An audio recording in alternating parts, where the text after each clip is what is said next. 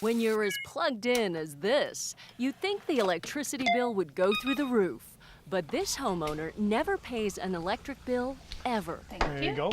That's because Bill Kemp has his very own power supply, a system of solar panels that keeps his home, located just outside Ottawa, Canada, running just like yours and mine.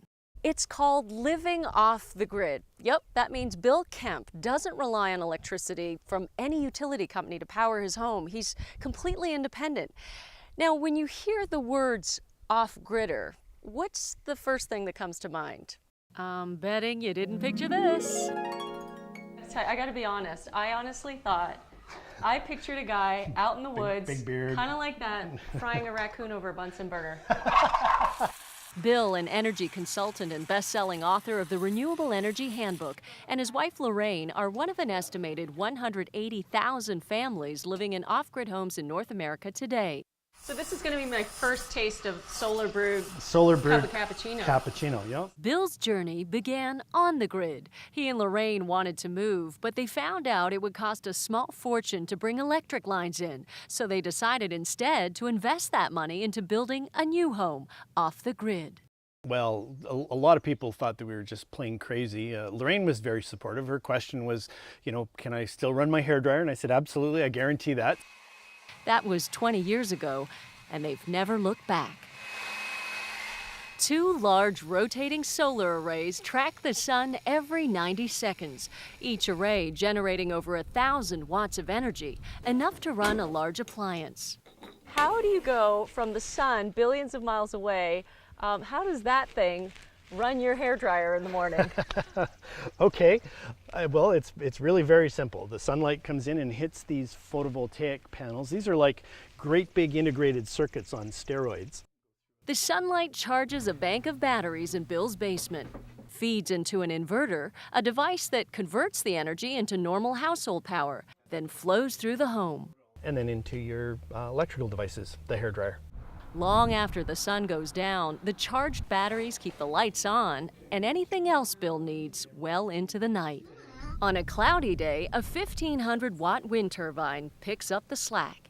And in case of Armageddon or a spell of gray skies and no wind, a backup half biodiesel, half diesel generator kicks in to charge up the batteries. It would be pretty tough to lose power here.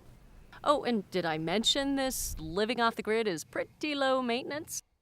All Bill has to do is pour distilled water into the batteries about 2 to 3 times a year. My uncle gets a colonoscopy more often than you check your batteries, okay?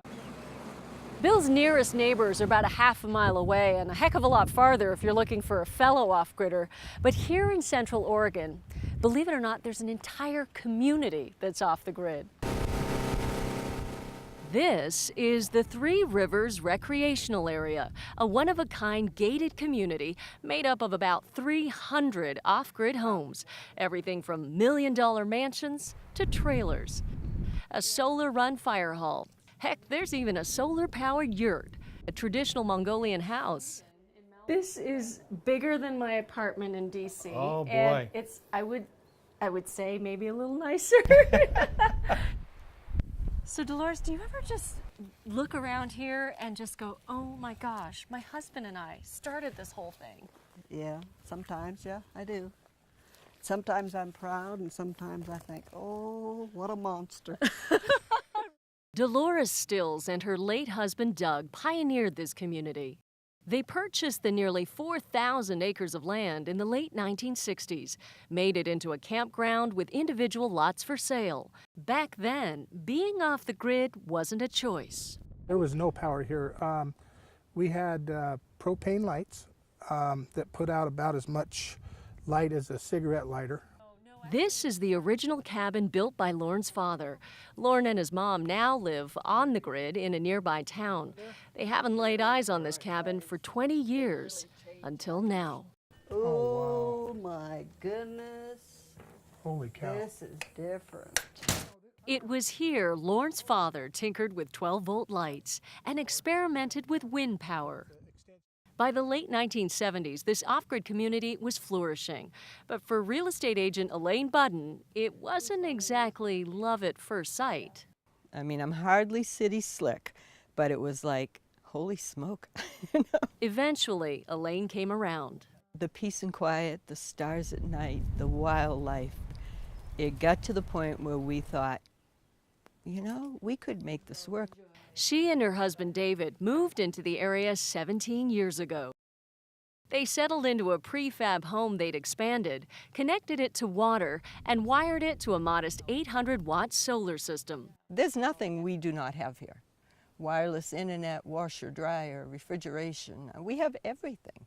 But if you can't live without your soy no-foam latte, then this lifestyle might not be your cup of tea. You are 25 miles from the nearest Starbucks or supermarket, and you can't order in pizza. For Elaine and her fellow off-gridders in Canada, Here you go, babe. it's a small price to pay for a life unplugged. In other words, the good life. In Ontario, Canada, Patty Kim, Energy Now.